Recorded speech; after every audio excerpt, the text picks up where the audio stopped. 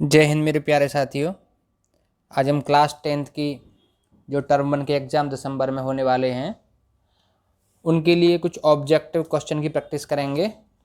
और ये सारे क्वेश्चन ही सीबीएसई बोर्ड के लिए और एनसीईआरटी बुक से बनाए गए हैं। और मुझे लगता है कि आपको ये जो क्वेश्चन हैं बहुत आपकी तैयारी में मदद करेंगे और काफ़ी इन्फॉर्मेटिव रहेंगे। इसके साथ ही हम क्वेश्चन के साथ साथ इसके आसपास की चीज़ें भी डिस्कस करेंगे, जिससे कि जिन बच्चों की पढ़ाई में थोड़ा पढ़ाई अच्छे से नहीं हो पाई है तो वो बच्चे भी अच्छे से यहीं पर अपना प्रैक्टिस कर सकेंगे। और मुझे उम्मीद है कि ये वीडियो आपको काफ़ी पसंद आएगी और वीडियो के बाद आप कमेंट सेक्शन में बताएंगे। और आपको अगर ये वीडियो अच्छी लगती है तो आप इसको शेयर करके अपने और छात्रों की मदद करेंगे। फर्स्ट क्वेश्चन देखते हैं। We can see the object when it. हमें कोई ऑब्जेक्ट कब दिखाई देता है बेटा? तो बेटा इसके 4 ऑप्शन यहाँ दिए गए हैं। Reflect the light, refract the light, absorb the light और बेंड द लाइट। तो बेटा हमें जो ऑब्जेक्ट दिखाई देता है वो दिखाई देता है जब वो किसी लाइट को रिफ्लेक्ट करता है। तो इसका सही ऑप्शन बेटा क्या हो जाएगा? A option, reflect the light. अब यहाँ पर हम और चीज़ समझेंगे, रिफ्लेक्ट द लाइट ही क्यों होता है? क्योंकि बेटा हमारी जो सनलाइट होती है उसमें कितने कलर होते हैं? उसमें 7 कलर होते हैं। और जितने भी ऑब्जेक्ट हमारे आसपास होते हैं ये वो इन्हीं 7 कलर से उनका कलर होता है। जो भी कलर होता है वो इन 7 कलर से मिलकर ही बनता है। तो अभी हमारे पास कोई रिफ्लेक्टिंग सरफेस है, मान लो हमारे पास ये प्लेन मिरर है, तो जो ऑब्जेक्ट हमको उस मिरर में दिखाई दे रहा है इसका मतलब ये है कि वो ऑब्जेक्ट उस कलर को रिफ्लेक्ट कर रहा है।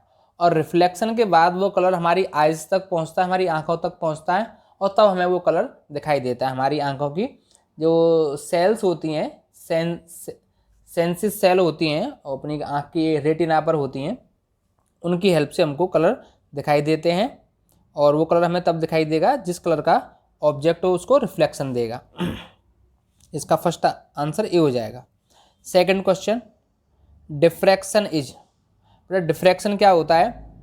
जनरली ये टॉपिक क्लास 12th का है। डिफ्रैक्शन जो है क्लास 12th का टॉपिक है, लेकिन आपके एनसीईआरटी में ये मोर टू नो में एक येलो कलर का एक टॉपिक होता है, मोर टू नो। तो मोर टू नो में ये डिफ्रैक्शन का जो है थोड़ी सी चर्चा उसमें की गई है, इसलिए ये क्वेश्चन यहाँ पर डाला गया है।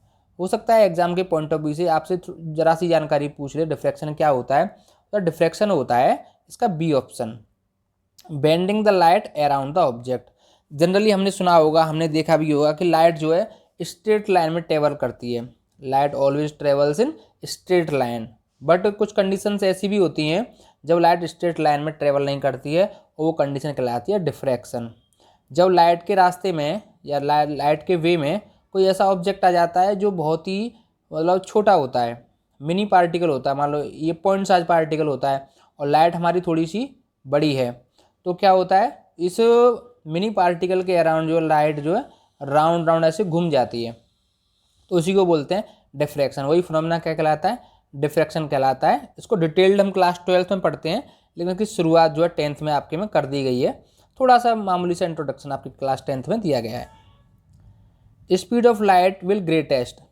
स्पीड ऑफ लाइट सबसे ज़्यादा कहाँ होती है बेटा? क्वेश्चन में उसमें ऑप्शंस हैं, in solid, in liquid, in gas और इन वैक्यूम। तो बेटा हम सबको पता होना चाहिए स्पीड ऑफ लाइट जो है सबसे ज़्यादा होती है वैक्यूम के अंदर। कहाँ होती है बेटा? वैक्यूम के अंदर। और उसकी वैल्यू कितनी होती है? 3 × 10⁸ मीटर पर सेकंड।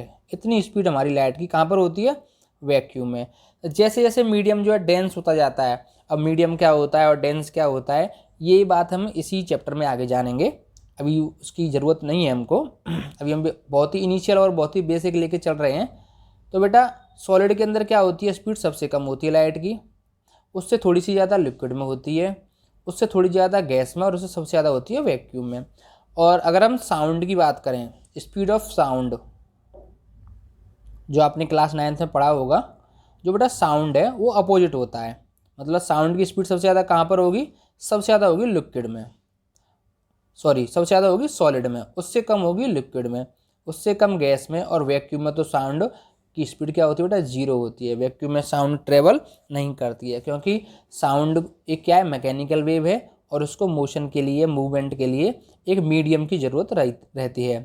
अगर मीडियम उस साउंड को नहीं मिलेगा तो साउंड ट्रेवल नहीं कर पाएगी। ठीक है बेटा, तो ये हमने थोड़ा सा 9th का रिवीजन यहाँ पे किया। Question number 4, reflection will occur, will not occur, ये ध्यान देंगे, reflection will not occur if glass is transparent, glass is curved, glass is straight, glass is not polished. तो बेटा रिफ्लेक्शन विल अकर, पहले नोट को यहाँ से हटा देते हैं। रिफ्लेक्शन कब होगा, ग्लास ट्रांसपेरेंट होगा तो रिफ्लेक्शन होगा। ग्लास माने बेटा यहाँ पर कांच की बात हो रही है, ठीक है, पानी वाला ग्लास मत समझने लेना कि सर हमारे यहाँ तो स्टील का ग्लास है पानी का, स्टील के ग्लास में पानी पीते हैं। कोई कहेगा मेरे यहाँ पीतल का ग्लास है, तो बेटा ग्लास का मतलब यहाँ बात हो रही है कांच की, ठीक है, कांच की बात हो रही है, वो भी कैसा, वाइट कांच जो ट्रांसपेरेंट होता है। तो ग्लास ट्रांसपेरेंट है तो क्या होगा, रिफ्लेक्शन होगा, बिल्कुल होगा। ग्लास कर्व्ड है तो रिफ्लेक्शन होगा, बिल्कुल होगा, क्योंकि दो तरह के लेंस बनते हैं, कॉनकेव बनता है और कॉन्वेक्स बनता है। ग्लास स्ट्रेट है तो रिफ्लेक्शन होगा, तब भी होगा, क्योंकि हम घर में जो शीशा देखते हैं, घर में जो अपना मुंह देखते हैं, सुबह सुबह सजते संवरते हैं स्कूल जाने के लिए, बाजार जाने के लिए 2-3 बार बाल संभालते हैं, तो वो बेटा कैसा होता है, स्ट्रेट ग्लास होता है, बिल्कुल सही बात है। जो डी ऑप्शन है, ग्लास इज नॉट पॉलिश्ड, ये बेटा हमारा थोड़ा सा ऑड लग रहा है हमको, डी ऑप्शन। क्यों ऑड लग रहा है, अगर ग्लास हमारा पॉलिश्ड नहीं हुआ तो क्या होगा, वो रिफ्लेक्शन नहीं करेगा, लाइट रे हमारी इधर से आएगी और पार निकल जाएगी। लेकिन अगर हमने दूसरी साइड में पॉलिश कर दी तो क्या होगा, इधर से लाइट रे आएगी और नीचे या इधर से आएगी, इधर चली जाएगी, मतलब उसी साइड जो रिफ्लेक्ट हो जाएगी, वापस हो जाएगी, तो इसको बेटा क्या बोलते हैं, रिफ्लेक्शन बोलते हैं। जनरली लाइट क्या करती है, लॉ ऑफ रिफ्लेक्शन में हम सब लोग जानते हैं कि लाइट जो है जिस एंगल से, अगर मैं यहाँ पर इसका नॉर्मल मान लूँ, नॉर्मल क्या होता है बेटा, जो हमारी रिफ्लेक्टिंग सरफेस होती है उसके परपेंडिकुलर नॉर्मल होता है, ठीक है बेटा। तो नॉर्मल से जो एंगल बनाती है इंसिडेंट रे, उतना ही एंगल रिफ्लेक्टेड रे भी बनाती है, ये हमारा लॉ ऑफ रिफ्लेक्शन है, ठीक बेटा, तो इसको भी हमको ध्यान रखना है। क्वेश्चन नंबर 5 की ओर चलते हैं। Concave mirror is, concave mirror क्या होता है, curved and polished outside, curved and polished inside, both side polished, और कॉनकेव इज नॉट कर्व्ड। तो बेटा डी तो होगा ही नहीं, क्योंकि हमें पता है कि कॉनकेव, इतना तो हमें को ध्यान होगा ही, भले ही हमें पूरा नहीं पता हो, कि कॉनकेव कर्व्ड होता है। कैसा होता है बेटा, कॉनकेव कर्व्ड होता है, और ये एक स्फेयर, हॉलो स्फेयर माने खोखला कांच का गोला, हॉलो ग्लास स्फेयर से बनाया जाता है कॉनकेव मिरर, कॉनकेव हो या कॉन्वेक्स हो। अभी बनता कैसे है वो भी ध्यान दे लेंगे यहीं पर हम। इस तरह से हमने एक पार्ट उसका निकाल लिया। अगर हम इसकी आउटसाइड में पॉलिश कर देते हैं, मतलब आउटसाइड हमने पॉलिश कर दी, पेंट कर दिया, तो इनसाइड क्या हो जाएगी बेटा, इसकी रिफ्लेक्टिंग हो जाएगी, तो लाइट रे ऐसे आएगी और ऐसे चली जाएगी रिफ्लेक्शन के बाद। तो बेटा ये हमारा क्या कहलाता है, कॉनकेव मिरर कहा जाता है। ये क्या कहलाता है, कॉनकेव मिरर। तो कर्व्ड है एंड पॉलिश्ड आउटसाइड, इसके आउटसाइड पे क्या पॉलिश है, तो हमारा सही आंसर क्या हो जाएगा, ए हमारा सही आंसर हो जाएगा, ठीक। और इसका अपोजिट क्या है, कर्व्ड एंड पॉलिश इनसाइड, ये हमारा एक मिरर है, उस पर इनसाइड हमने पॉलिश कर दी, ठीक बेटा। तो आउटसाइड क्या होगी, रिफ्लेक्टिंग हो जाएगी, और आउटसाइड रिफ्लेक्टिंग हो जाएगी तो इसको बोल देंगे फिर कॉन्वेक्स मिरर। क्या बोल देंगे बेटा, कॉन्वेक्स मिरर। क्वेश्चन नंबर 6 की ओर चलते हैं। Which is not true for focus of a mirror. तो मिरर का फोकस होता है एक ही फोकस होता है मिरर का, तो देखते हैं उसके बारे में क्या क्या बताया गया है। All reflected line meet at a common point, बिल्कुल सही बात है। जो भी हमारा मिरर होता है, मान लो ये हमारा मिरर है और इसके मिरर्स के बीच से जाती है प्रिंसिपल एक्सिस, यहाँ पर होता है पॉइंट पोल पी, जो उस मिरर का मिड पॉइंट हम इसको बोलते हैं। तो जितनी भी लाइन है, जितनी भी लाइट रे प्रिंसिपल एक्सिस के पैरेलल होती हैं, ये हमारा प्रिंसिपल एक्सिस है, और इसके पैरेलल ये लाइन, ये वाली लाइन इसके पैरेलल है, माने इनकी डिस्टेंस हर पॉइंट पर कैसी होगी, बराबर होगी, उसको हम पैरेलल लाइन बोल देते हैं। ठीक बेटा। तो रिफ्लेक्शन के बाद एक कॉमन पॉइंट से होकर ये जाती हैं, चाहे ऊपर से आए चाहे नीचे से आए, रिफ्लेक्शन के बाद एक ही पॉइंट से होकर ये लाइट रे जाती हैं। तो यही जो कॉमन पॉइंट है बेटा, यही क्या कहलाता है, हमारा फोकस एफ कहा जाता है। इसी पॉइंट को हम क्या कहते हैं, फोकस एफ कहते हैं। ठीक है। तो फर्स्ट इसका जो ए ऑप्शन है वो तो सही हो गया, all reflected line meet at a common point, सही बात है। It present on principal axis, ये भी सही है, अभी हमने देखा। It present at half distance of radius of curvature, बेटा ये फोकल लेंथ होती है एफ इक्वल टू क्या होता है, r/2 होता है, रेडियस ऑफ कर्वेचर के आधा होती है फोकल लेंथ किसी भी मिरर की, तो ये भी सही बात है।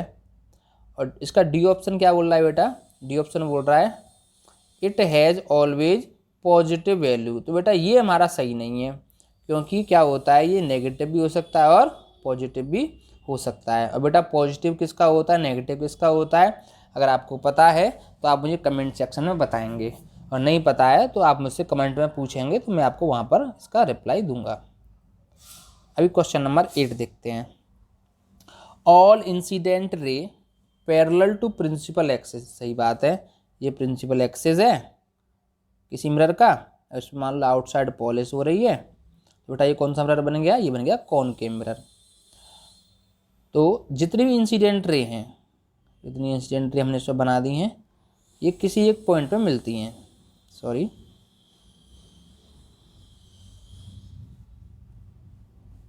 बेटा जिस पॉइंट पर ये मिलती हैं उस पॉइंट को हम क्या बोलते हैं, पोल बोलते हैं, नहीं।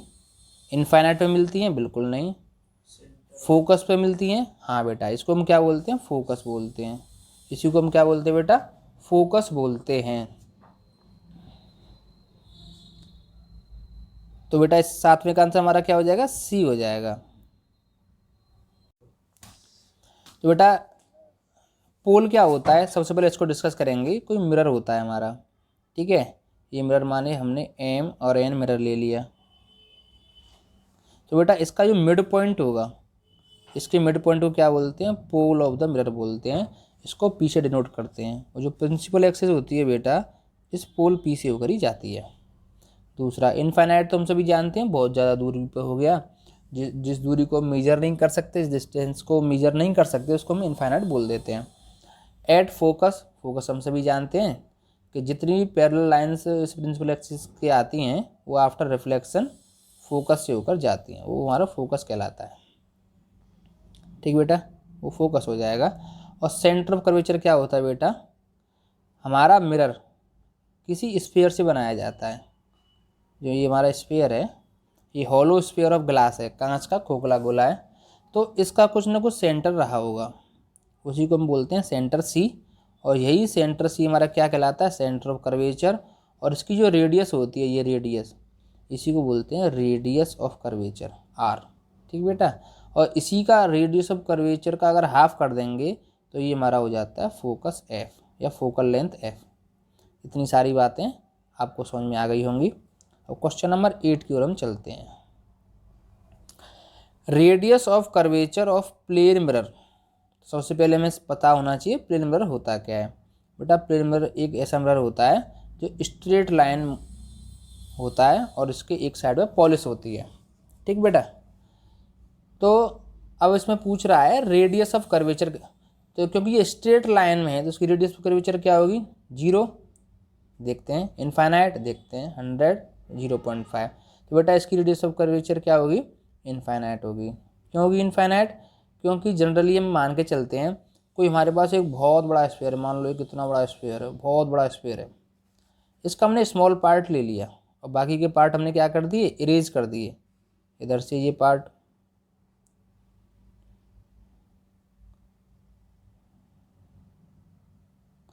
इधर से ये पार्ट हमने हटा दिया, इधर से ये पार्ट हटा दिया, पूरा पार्ट हमने हटा दिया। ठीक, तो बेटा हमारे पास जो पार्ट बचा है, अभी जो पार्ट हमारे पास बचा है, ये वाला पार्ट, ये वाला पार्ट, तो ये एक स्ट्रेट लाइन जैसा दिखाई दे रहा है, नहीं दिखाई दे रहा है। अभी हमने इसको एक स्फीयर से निकाला है लेकिन स्ट्रेट लाइन जैसा दिखाई दे रहा है, तो हम ये मान के चलते हैं जो हमारा प्लेन मिरर होता है वो किसी एक बहुत बड़े स्फीयर का पार्ट होता है, तो उसकी रेडियस हम इन्फाइनाइट लेके चलते हैं। ये क्वेश्चन एनडीए और सीडीएस में कई बार पूछा जा चुका है, कंपटीशन लेवल का क्वेश्चन है और आपकी क्लास 10 से ही बनता है, तो इसका हम भी ध्यान देंगे। चलिए क्वेश्चन नंबर 9 की ओर चलते हैं। पोल ऑफ मिरर इज क्या होता है, मैंने अभी बताया आपको, ये क्या होता है, मिड पॉइंट। क्या होता है बेटा, ये होता है मिड पॉइंट। ये हमारा कोई मिरर है, इसका जो मिड पॉइंट होता है वही क्या होता है, पोल होता है पी, तो it's mid point. Point between F and C नहीं होगा, सी एंड एफ एंड नहीं होगा। चलिए आगे चलते हैं, क्वेश्चन नंबर 10 और आज का ये लास्ट क्वेश्चन होगा, question number 10। Relationship between F and R. F का मतलब फोकल लेंथ, आर मतलब रेडियस ऑफ कर्वेचर। मैंने आपको भी बताया कि आर जो होती है वो 2f के बराबर होती है, या हम बोल दें कि जो हमारी एफ होती है वो 2r/2 के बराबर होती है। तो यहाँ पर सही ऑप्शन कौन सा हो जाएगा हमारा, r = f/2, नहीं गलत, सी ऑप्शन होगा f = r/2। तो बेटा मैं समझता हूँ कि आपको थोड़े थोड़े कंसेप्ट क्लियर हुए होंगे। अगर आपको लगता है कि ये वीडियो आपके लिए इन्फॉर्मेटिव रही तो आप उसको अपने फ्रेंड्स के साथ भी शेयर कीजिए, और नेक्स्ट वीडियो में बहुत जल्दी आपके लिए लेके आने वाला हूँ। तब तो आप कमेंट में बताइए कि आपको ये वीडियो कैसे लगी। चलिए मिलते हैं अगली क्लास में। जय हिंद, जय भारत।